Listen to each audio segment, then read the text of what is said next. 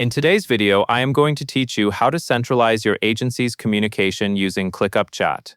The goal here is simple. Bring day-to-day conversations out of scattered emails and separate messaging apps and place them directly next to the work they belong to. When your chats live in Clickup, updates, files, and decisions stay connected to projects, so your team spends less time searching and more time delivering.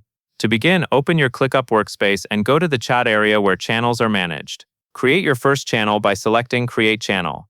In the channel name field, type a clear name that matches how your agency communicates. Keep channel names straightforward so people instantly know where to post. Then choose the right settings for the channel as you go through the options on screen, such as visibility and who should have access. When everything looks correct, select Create to finish. Once the channel is created, take a moment to confirm you are in the new channel and that it is ready for team messages. This is a good place for general announcements, company-wide updates, or a dedicated team highlights style feed that keeps everyone aligned without mixing into task-level details. Next, return to the channels list and select Create Channel again. Enter the next channel name, then review the available options. This time, pay extra attention to the location selection. Using Select Location, place the channel at the level that makes the most sense, such as a specific space, folder, or list.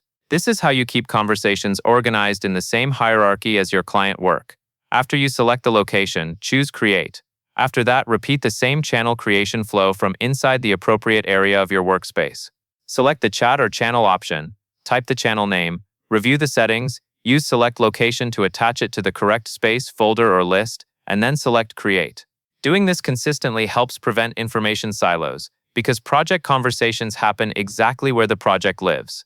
As a best practice, keep task-specific discussions inside task comments, and use chat channels for broader coordination.